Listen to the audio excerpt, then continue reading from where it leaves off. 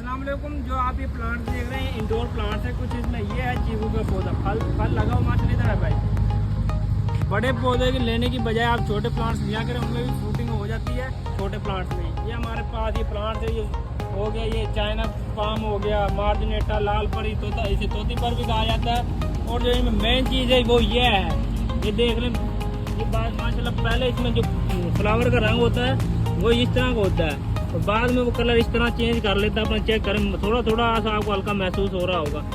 तो ये हमारी डिलीवरी लाहौर के लिए जानी है, तो ये हम ना आज पार्सल रेडी करेंगे इंशाल्लाह। कल या परसों तक हम इनको भिजवा देंगे।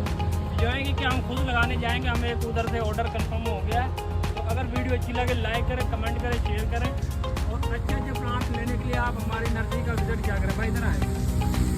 पौधे की खूबसूरती चेक करें। इसे लाल पर इसीलिए कहा जाता है, इसके जो एज होता है वो लाल कलर का होता है। और ये चीकू चेक कर ले माशाल्लाह, छोटा सा ही पौधा है, चीकू ने फल उठाया हुआ है।